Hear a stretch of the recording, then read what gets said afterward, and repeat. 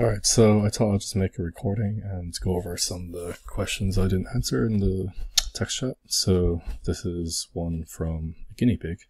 How do you structure your training when you bulked up to 106 kilos back in 2016? Especially, do you did more reps than usual and more volume as well? No, I didn't really change my training that much, really. I just ate more food, basically. That was basically what I did.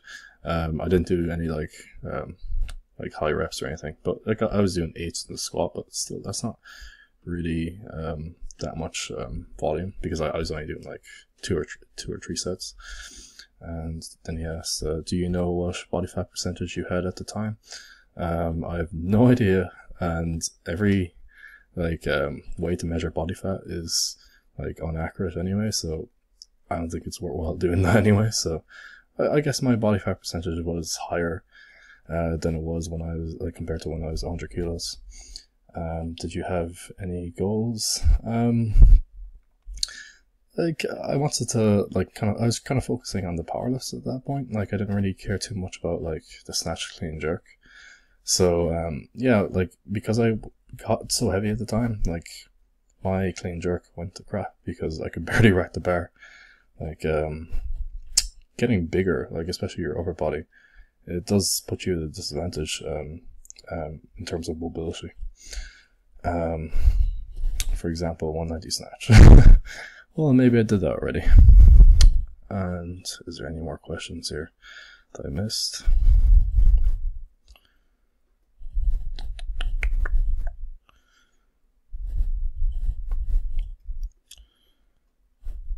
Loads of random posts. Clarence O, what are you doing for St. Paddy's Day? Pretty much nothing. I don't even celebrate that day. There's actually this big parade that happens in my town, and I've zero interest.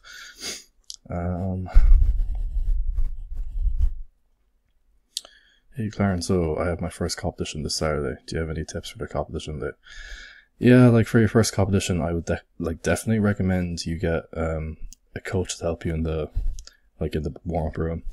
Or you don't even need a coach, really. You just need someone to tell you the times, how many minutes before your first attempt, before your second attempt, and all that.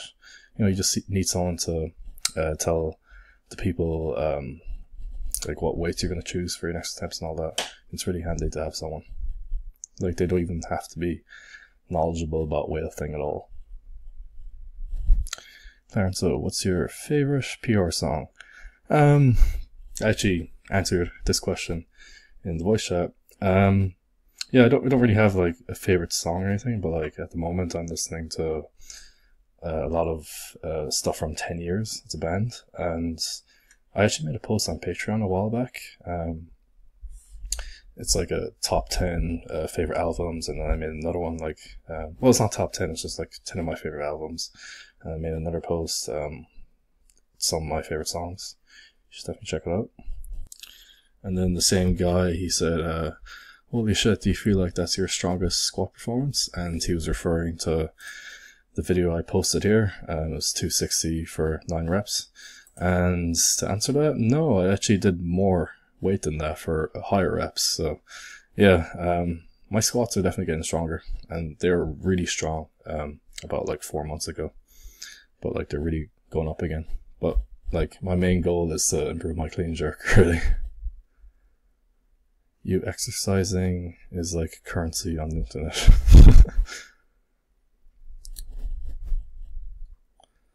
So any other questions?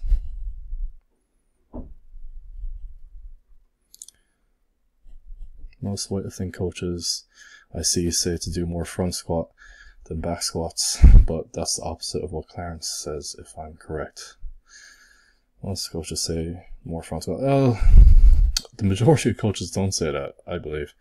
The back squat, it's a safer lift, it's less straining on the body.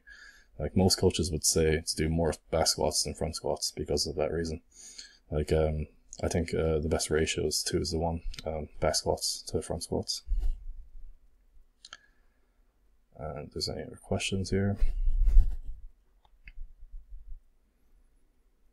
Yeah, this guy basically said, like, is it possible to record the voice chats? And yeah, I answered that down here, and I said, yeah, like, yeah, I think it would just be, like, people think it would be weird to record them, but, like, really, I know you're going to post it here. I'm not even going to post it on Patreon. Like, I'm just going to post it in this other chat so everyone can see it. So,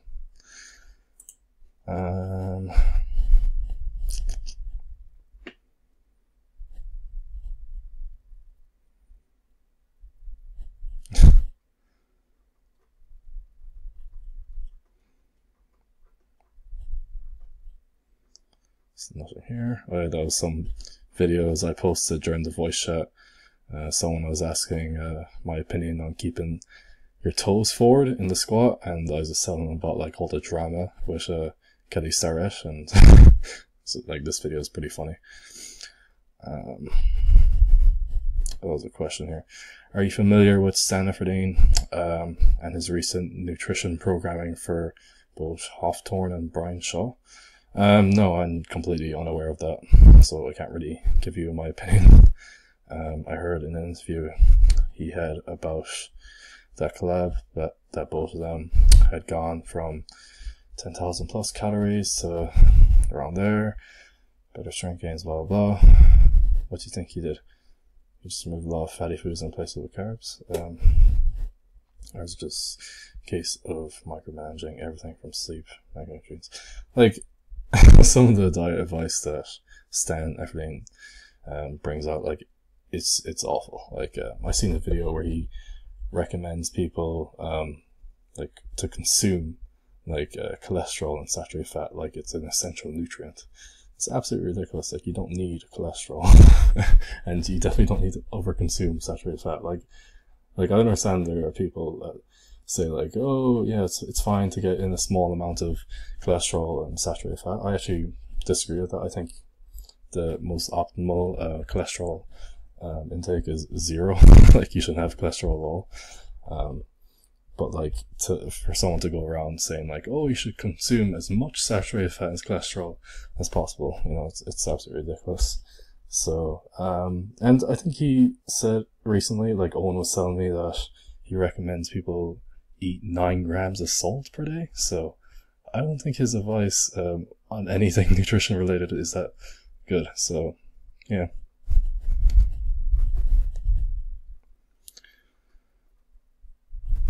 Oh, that's a nice shirt, and I'm thinking, yeah, and at the end actually. So yeah, if you have any other questions, yeah, just post them, and maybe I'll make another video like this again.